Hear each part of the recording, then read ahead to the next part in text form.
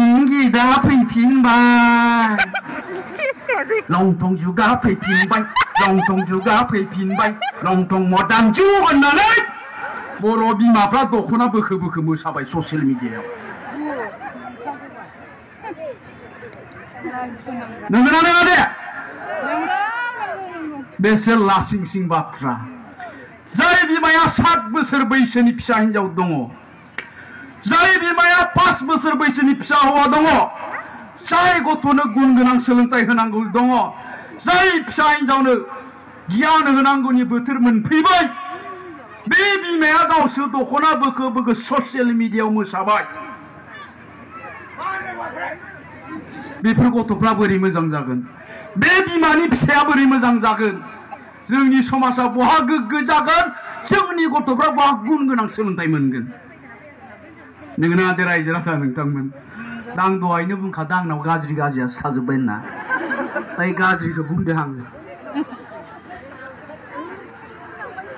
मेथाइआथ' बिदि थोनथाराखै मेथाइनि एलबामाथ' बिदि नंथारा मोसानाया खेबथामसो नायबाय आङो फैलाबायनाय दं नामाब्रा बेयावनो मोसानायावलाय एलबाम होननानै मानसिबो गैया दानिया जोंनि बिहामजोफ्रासो बिहावखौबो लाजिला बिफाखौबो सनमान खालामलिया सनमान होननाया मा बुस्थु बेखौनो बुजि मोनला दख'ना बोखो बोखो फेन्दा दिन्थि दिन्थि मोसाबाय ससियेल मिडियायाव होबाय 1 मिनिटनि उनाव बिहावाबो नुबाय 1 मिनिटनि उनाव बिमायाबो नुबाय 1 मिनिटनि उनाव बिदायाबो नुबाय थेवबो गाव लाजिला मानो बेबायदि जादों कारना मा दा होमबा जोंनि होख्राव होख्राव बुंनाय खोथाया मिनिंलेस ओंखायनो आङो बुंला आंनिया जोब्बाय लेक्सारा नामा नङा होमबा दा मानो बेबायदि जादों जोंनि बिहामजोफ्रा बिहामजो माने आं हाबा जायाखै दे दा बेखौ एसे नायबिजिरनांगौ दङ एसे सिगाङाव माखासे खोथा बुंलांदों दा जोंहा गामियाव समाज दंना गैया जोंनि गामिनि समाज बेबस्थाया माबायदि दा जोंहा बेखौबो साननो गोनां दं दा बेखायनो बुंनाया जों समाज दानायनि खोथा बुंदों न'खर दानायनि खोथा बुंदों नाथाय जोंनि समाज बेबस्थाया मा जादों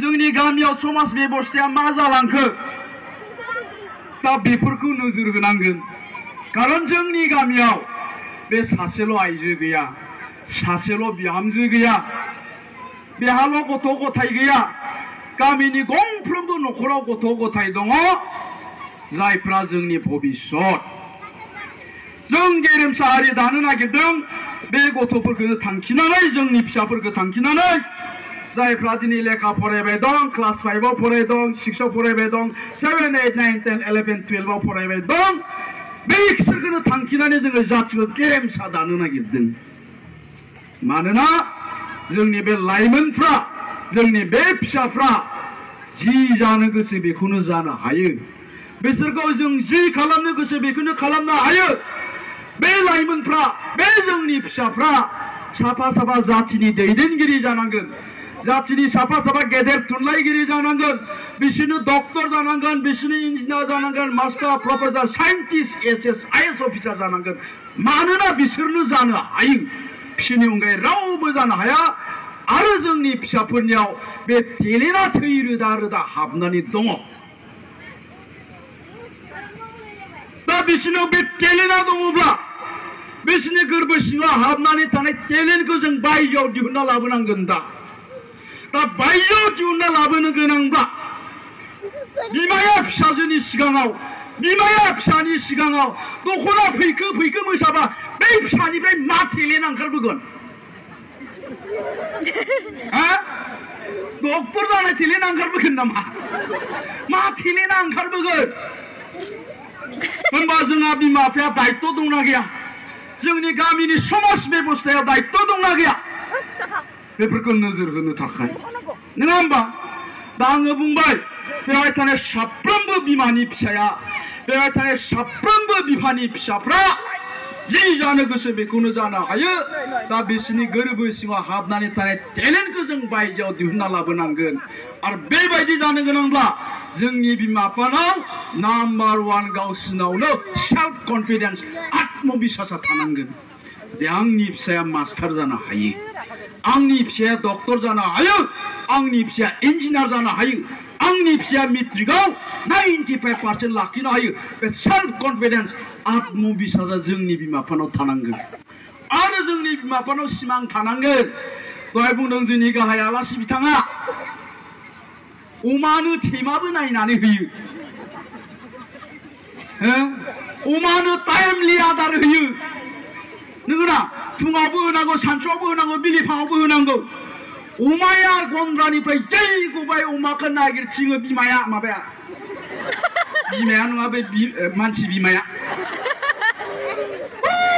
फै बहा थांखो ना नागिरथिंबाय बायो, गोमाबायसो खोमा, सिखाव लांबायसो खोमा होननानै मानो नागिरथिङो? खारन साननानै लादों बियो जोंनि सम्पतिया बेनो, फाननानै 20,000 मोनगोन, बन्दक दोननाय हाखौ बेजोंनो सुख'नांगोन। जोंनि सिन्ताया बे। अमाखौ जुदि सम्पति साननानै लानो हादोंब्ला नोंनि फिसाखौ नों मानो सम्पति होनना साननानै लानो हायाखै? जोंनि फिसाया मा खालामो दा?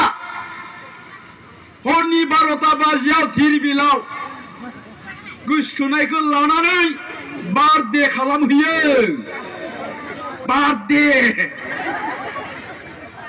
हरनि 3टायावसो न'आव फैफिनो, बेखौ खिन्थु नागिरोसै। फिसाया हरनि 3टासिमबो न'आव फैयाखै, नागिरा। अखानायै 12टासिम उन्दुयो, जेबो बुङा। मा बुंहैयो बिमाया थांनानै? आयो फिसाया मेगन मोदै जादों खोमाहाय, नै बाबु आबा